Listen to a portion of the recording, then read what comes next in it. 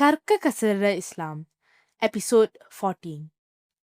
நாம் அல்லாவை பார்ப்போமா? அஸ்ஸலாமு அலைக்கும் வரஹ்மத்துல்லாஹி வபரகாத்துஹு. இஸ்லாத்தை கத்துக்கிற இந்த பயணத்துல நான் உங்க ஹைரா. பப்பா, இது வரைக்கும் நம்ம பேசின எல்லாத்துல இருந்தும் என் மனசுல ஒரு யோசனை வந்துகிட்டே இருக்கு.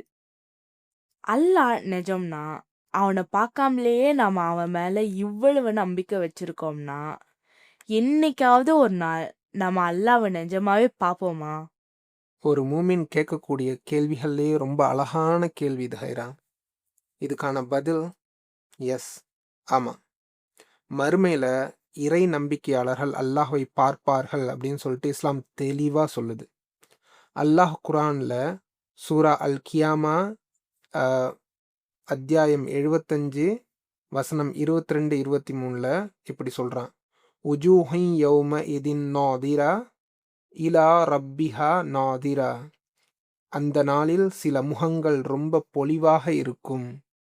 அவர்கள் தங்களுடைய இறைவனை பார்த்து கொண்டே இருப்பார்கள். இதுதான் சொர்க்கத்தோட மிக பெரிய சந்தோஷமா இருக்கும்.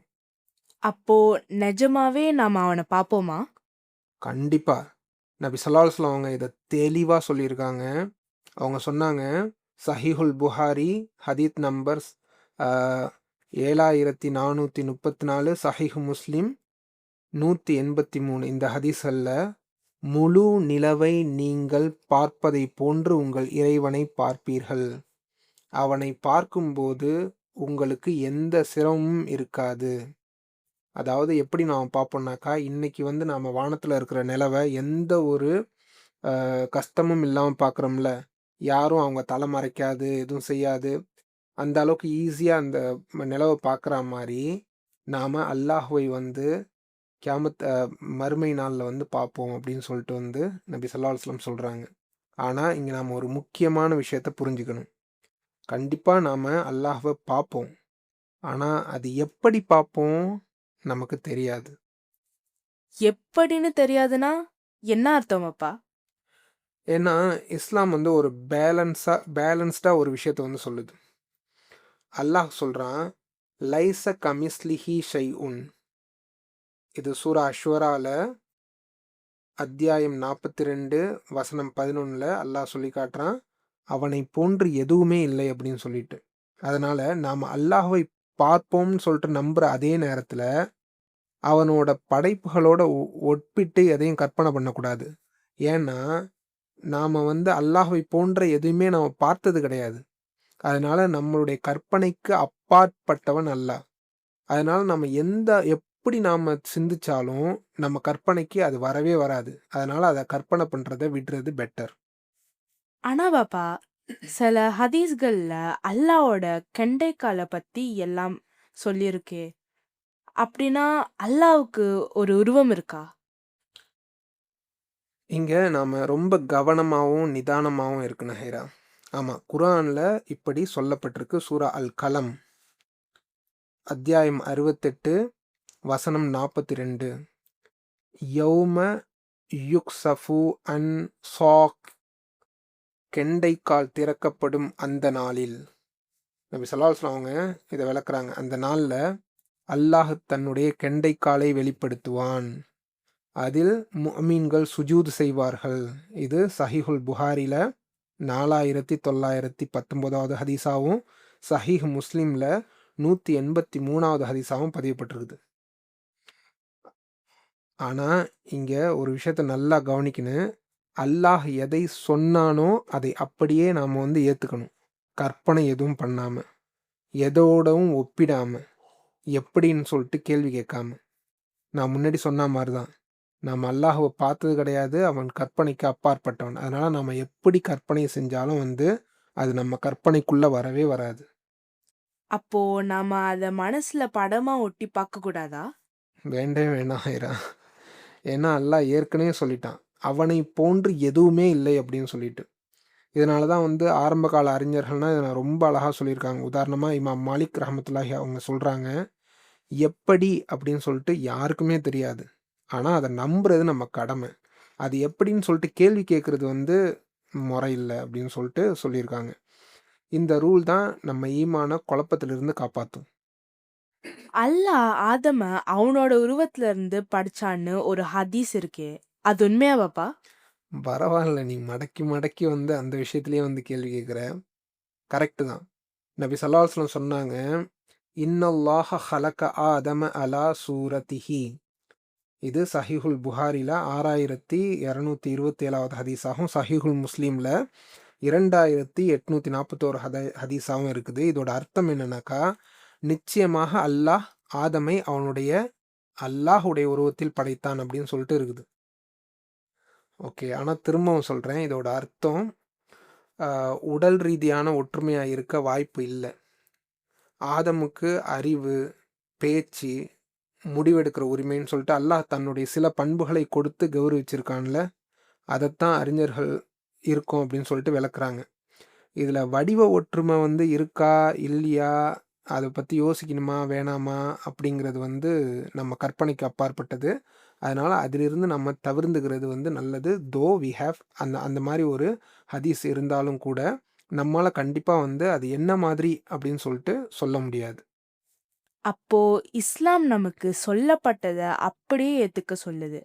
ஆனா ஹம்பலா இருக்க சொல்லுது. அப்படிதானே? கரெக்ட்டா சொன்ன. அல்லாஹ் அவனோட பண்புகளை எப்படி சொன்னானோ, அதை நாம அப்படியே நம்புறோம். அல்லாஹ் தன்னுடைய முகத்தை பற்றி வந்து குர்ஆன்ல பேசுறான். அல்லாஹ் தன்னுடைய கையை பற்றி அல்லாஹ் பேசுறான். தன்னுடைய காலை பற்றி அல்லாஹ் பேசுறான். ஆனா, இது எல்லாத்தையும் நம்ம கற்பனை பண்ணி இப்படிதான் இருக்குமோ அப்படின்னு சொல்லிட்டு நாம நம்ப முடியாது. அதனால அல்லாஹ் சொல்லியிருக்கான். அல்லாஹ்க்கு முகம் இருக்குது, கை இருக்குது. ஆனா நம்மளுடைய கற்பனைக்கு எட்டாத வகையில அது வேற மாரி ஏதோ மாரி இருக்கும். நமக்கு தெரியவே தெரியாது. அதனால அவன் எப்படி சொல்லியிருக்கானோ அத மாத்தாம, மறுக்காம, கற்பனை பண்ணாம நம்புறது தான் வந்து நம்முடைய ஈமானுக்கு சேஃப். நம்மளால ஏன் இப்போ அல்லாஹ்வ பார்க்க முடியாது? ஏன்னா, மனுஷங்களால அந்த உண்மைய இப்ப தாங்கிக்கவே முடியாது. நமக்கு கொடுக்கப்பட்டிருக்க இந்த உடல் வந்து ரொம்ப ரொம்ப வீக்கான உடல். நமக்கு கொடுக்கப்பட்டிருக்கிற அ ப இந்த இந்த நம்மள சுத்தி இருக்கிற விஷயங்கள், இந்த உலகமே ரொம்ப வீக்கான ஒரு ஒரு படைப்புன்னு சொல்லலாம். அதனால தான் மூசா அலைஹிஸ்ஸலாம் அவங்க கூட அல்லாஹ்வ பார்க்கணும்னு சொல்லிட்டு ஆசைப்பட்டாங்க. ஆனா அல்லாஹ் அதுக்கு என்ன பதில் சொன்னான் தெரியுமா? சூரா அல் அராஃப் அத்தியாயம் 7 143வது வசனத்துல, "லன் தரானி, நீ என்னை பார்க்க முடியாது." அதனால இப்போ அல்லாஹ பார்க்க முடியலங்கிறது வந்து ஒரு இழப்பு இல்ல. அது நமக்கு ஒரு பாதுகாப்பு. ஏன்னா அல்லாஹ் வந்து நம்மள வந்து தன்னை காட்டுனான்னாக்கா நாம அழிஞ்சு போயிடுவோம். ஏன்னா மூசா அலைஹிஸ்ஸலாம் அவங்களுக்கு அல்லாஹ் வந்து தன்னை பார்க்கணும் அப்படின்னு சொல்லிட்டு கேட்டப்ப, மூசா அலைஹிஸ்ஸலாமே நீ என்ன பார்க்க முடியாது. ஆனா, நான் அந்த அந்த மலைக்கு அந்த ஜூதி மலைக்கு வந்து என்னுடைய தஜல்லியத்த வந்து கொஞ்சமா வெளிப்படுத்தி காட்டுறேன்.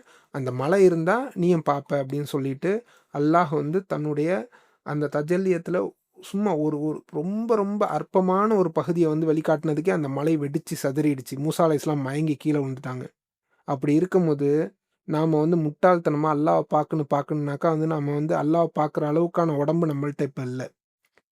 அதுக்கான ஒரு உடல் அமைப்பு, அதற்கான தேவையான விஷயங்கள் எல்லாம் அல்லாஹ் மறுமை நாள்ல நம்மள வந்து திரும்ப படைக்கும்போது அது குடுப்பான். அப்போ நாம அல்லாஹ்வை வந்து இன்ஷா அல்லாஹ் பார்ப்போம். மறுமையில நம்ம சுஜூர் கூட பண்ணுவோமா? எஸ். அல்லாஹ் வந்து தன்னை வெளிப்படுத்தும்போது, மூமின்கள் வந்து சுஜூதுல விழுவாங்கன்னு சொல்லிட்டு ஹதீஸ் சொல்லுது.